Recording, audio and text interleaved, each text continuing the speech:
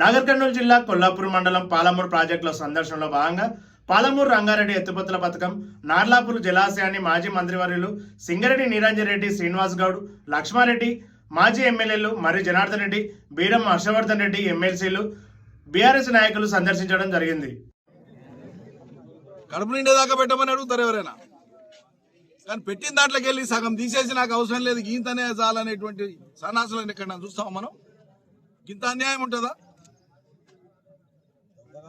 ఈ పూర్తిగా ప్రజల నోటికాడికి వచ్చినటువంటి ప్రాజెక్టును 2 ఏళ్ల కిందనే వీళ్ళు పని చేసి ఉంటే, వచ్చిన వెంటనే పని చేసి ఉంటే కేవలం 5-6 మాసాల కాలంలో ఒక 1000-1500 కోట్ల లోపే అయిపోయేది. ఈ 2 ఏళ్లు కాలం గడిచే వరకు ఏమవుతుంది? 1000-1200 కోట్లతో కావాల్సిన పని 2000-3000 అవుతుంది. ఖర్చు పెరిగిపోతుంది.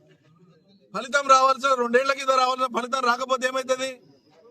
1000 కోట్ల సంపద రైతులు పండించేటువంటి పంటలు పండించేటువంటి అవకాశం కోల్పోతారు. అదే జరిగింది. అలా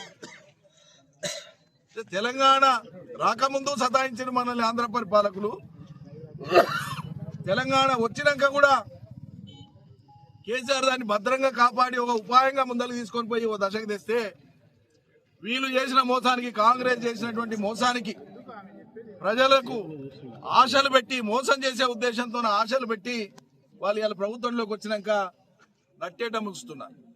నడుస్తున్నటువంటి కాంగ్రెస్ తెలంగాణ ప్రజల ప్రయోజనాల కోసం లేదు. రేవంత్ రెడ్డి సర్కార్ 100కి 100 ఆంధ్ర ప్రాంత ప్రయోజనాల కోసం పనిచేస్తున్నట్లుగానే అర్థమవుతుంది. దానికి ప్రత్యక్ష ఉదాహరణ, లక్షల క్యూసెక్ల నీళ్లు కిందికి పోతుంటే ఆ నీళ్లను ఒడిసి పట్టుకోకుండా 2 ఏళ్ల వాళ్ళ కాల పరిమితి మొత్తాన్ని వృధా చేసినారు. రెండవది, తెలంగాణకు నీటిపారుదలకు సలహాదారుగా తెలంగాణ వ్యతిరేకి, తెలంగాణ ప్రభుత్వానికి వ్యతిరేకంగా లేఖలు రాసి, తెలంగాణ ఉద్యమం నడుస్తున్నాడు కూడా మనకు వ్యతిరేకంగా ఆంధ్రప్రదేశ్ ప్రభుత్వంలో అధికారిగా ఉండి తెలంగాణకు వ్యతిరేకంగా లేఖలు తయారు చేసినటువంటి సీనియర్ ఐఏఎస్ అధికారి ఆదిత్యనాథ్ దాస్ అనేటువంటి ఆయన పదవి అయిపోతే ఆయన తీసుకొచ్చి తెలంగాణలో నీటిపారుదల శాఖకు సలహాదారుగా పెట్టుకున్నారు. ఈ తెలంగాణ చేసే పనేనా ఇది? తెలంగాణ ప్రయోజనాల కోసం చేసే పనేనా ఇది? ఇవి ఆ పుణ్యాత్ముడు, రాష్ట్రాన్ని వెళ్తున్న పుణ్యాత్ముడు, నీటిపారుదల మంత్రి, ముగ్గురు కలిసి కేసీఆర్ పెట్టినటువంటి 90 టీఎంసీల నీళ్లు, కేసీఆర్ 90 టీఎంసీల నీటి కేటాయింపు పాలమూరు కోసం పెడితే, ఈ ప్రాజెక్టు కోసం పెడితే మాకు 45 టీఎంసీలు చాలు అని చెప్పి ఢిల్లీకి ఉత్తరం రాస్తారు. నీళ్లు ఇచ్చేటువంటి దశ నోటికాడికి వచ్చింది, ఇమ్మంటే ఇస్తలేము.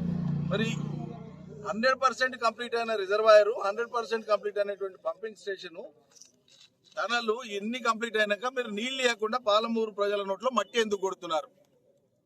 ఇది ఇంత కంప్లీట్ అయినాక ఇది చేయమంటే ఇది చేయకుండా, ఇది 12 ఏళ్ల కింద జూరాల కాండే మొదలు పెట్టేది ఉండే అనేటువంటి తలకాయ లేని మాట, బుద్ధి లేని మాట మాట్లాడుతూ ప్రజల్ని పక్కదో పట్టించేటువంటి ప్రయత్నం చేస్తుంది కాంగ్రెస్ సర్కార్.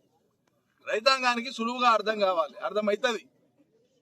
సముద్రంలాగా నీళ్లు ఉండేటువంటి శ్రీశైలంలోకి వెళ్ళి సోర్స్ పెట్టి కేసీఆర్ ముందు చూపుతోనా ఈ నీళ్లను మొత్తం పాలమూరు, రంగారెడ్డి, నల్గొండ జిల్లాలకు ఇచ్చేటందుకోసం ఒక బృహత్ ప్రణాళిక చేసి అద్భుతంగా పనులు వేగంగా పూర్తి చేస్తే, మరి అలా నోటికాడికి వచ్చిన దాన్ని ఆపి రాక్షసానందం పొందుతున్నది రేవంత్ రెడ్డి సర్కార్.